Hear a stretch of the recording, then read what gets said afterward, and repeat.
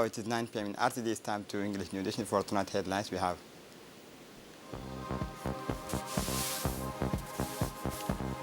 Camp Sheikh Osman hosted a major graduation ceremony.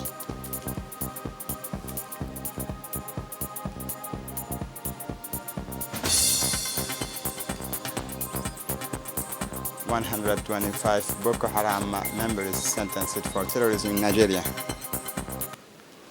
Welcome to our newsroom. Under the watchful eyes of Djibouti officials and sports enthusiasts, an important meeting of the Paris 2024 Olympic Games took place. Alexander Aden Hussein, Djibouti's rising judo star, lost out to Bulgarian Mark Hristov in an intense encounter. The Djiboutian judoka, known for his techniques and fighting sprites, put in a courageous performance but was unable to overcome his opponent's experiences and strategy. Despite this defeat, Hussein showed unshakable determination, impressive masteries of his art, inspiring respect and admiration among the spectators and officials present. A number of emblematic figures from Djiboutian sport took part in the matches, including the Djibouti ambassador to France, Aïd Moussaoud Yahye, Hashagard Ali, President of the Djibouti Olympic Committee and members of the International Olympic Committee, and Abdelkader Burhan Kanano, head of the missions of the Djibouti Olympic delegation. Aden Alexander Hussein's defeat today is part of the journey full of lessons and growth.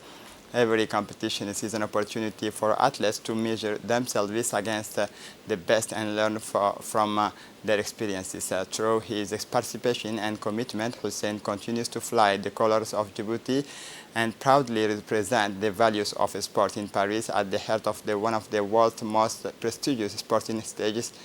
Djibouti showed that it is present and determined to take its place among the greatest sporting nations. As the saying goes, the road to victory is strewn with the pitfalls, but it is with the courage and perseverance that our athletes will continue to advance. On Sunday in Paris, the Olympic refugee team was celebrated in the presence of a number of personalities, including Filippo Grandi, the United Nations High Commissioner for Refugees, who initiated the creation of his team. This team emphasized the fundamental values it symbolizes: inclusion, equality, and resilience. The Olympic Games offer a unique platform to promote universal values such as inclusion, equality, and success.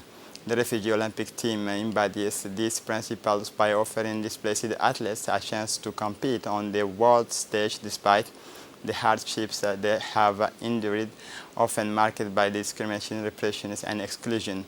These athletes become symbols of hope and resilience for the global refugee community, said Filippo Grandi, United Nations High Commissioner for Refugees. By bringing these athletes together, this event not only celebrates the sporting successes and refugees, but also highlighted their ability to overcome the most arduous difficulties, often marked by discrimination and exclusion.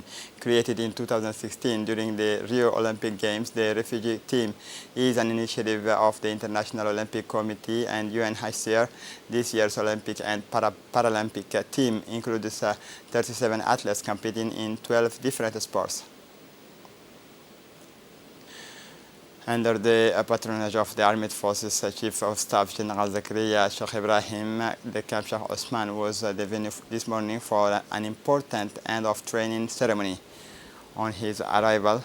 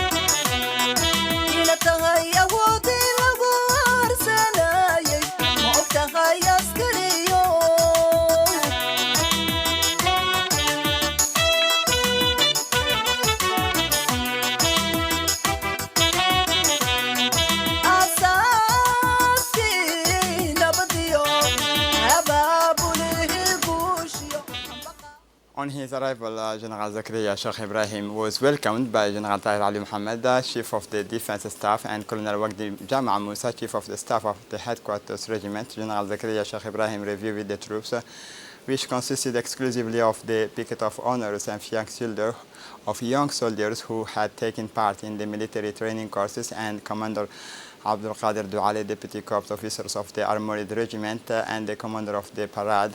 The ceremony marked the end of the 3 technical military training courses: CT-1 small caliber weapons, APT course, CT-1 disarmed equipment management, GMA courses, CT-1 auto-generators MAG maintenance courses, and finally the CT-1 infrastructure courses. The ceremony was also attended by the Chief of the Defense Staff, the Director of the National Police, Colonel Umar Hassan, the Commander of the Djiboutian Coast Guard, the representative of the Commanders of the Gendarmerie, Chief of Staff of the Headquarters Regiment, and senior members of the Djibouti Army.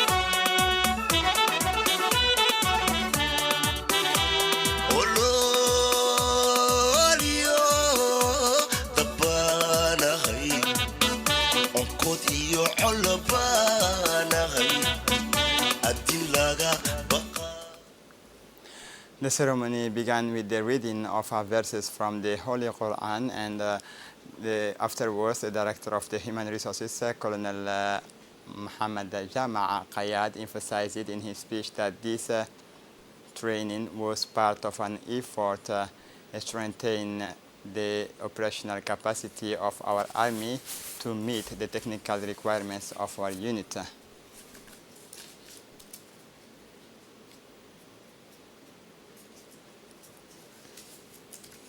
Si vous permettez, mon général, nous allons à présent passer à la...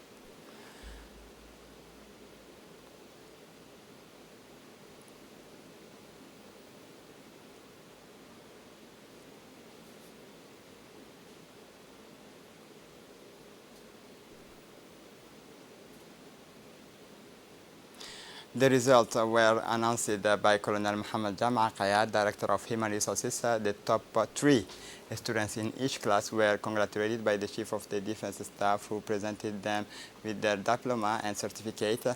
During this closing ceremony, 83 trainees were honored for having successfully overcome the challenges of the basic military certificate courses. The ceremony ended with the traditional family photo.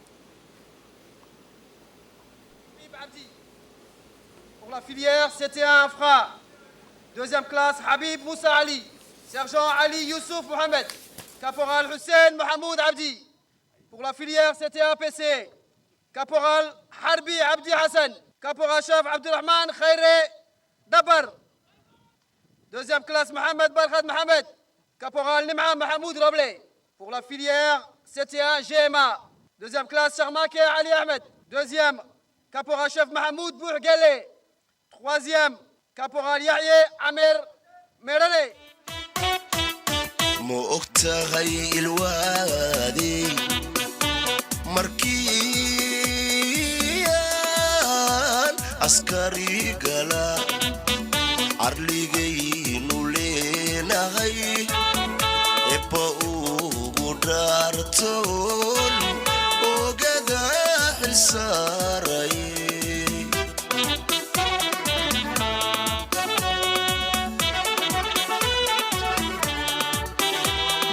تغي الوادي مركيان askari gala arligaynu leenahay eba ugu dhartoon ogada xisaarayay. As is customary at the end of course ceremony, all the participants were invited to a breakfast in a very convivial atmosphere. The Harbi folk group led the rest of the ceremony to the rhythms of traditional military songs and choreography.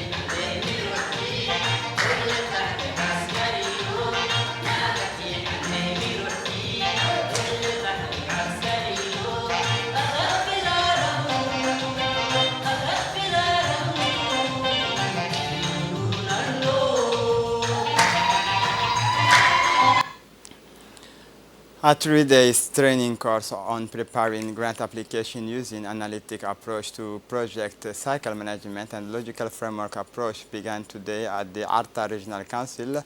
The training programs attracted the active participation of a range of key players from civil society organizations and local governance. The eldest participant included Mr. Sharmaki Hassan, chairman of the pilot committee of the IMF EU project and chairman of the Ali Sabih Regional Council, Almi Bouh, the president of the Arta Regional Council, Fatouma Kamil, the first mayors of the city of Djibouti, Flavien Sassé, IMF International Technical Assistant, members of the IMF NSL, the project management team, executives of the civil society organizations receiving funding, local officials from the regions of Arta Al Sabih, the commune of Boulaous and the commune of Balbala. This initiative was supported by the Associations International of the Francophone Mayor and funded by the European Union, aims to build the capacity of leaders of civil society organizations and local authorities in Djibouti. The training is being provided by Ms. Fatima Haroum, a senior expert from the Support for Civil Society in the Republic of Djibouti PASOK project in partnership with the IMF. The course is divided into several modules covering various aspects of project. Participants learn how to draw up project proposals that comply with the EU requirements, manage the allocations funds, and transparent financial reports.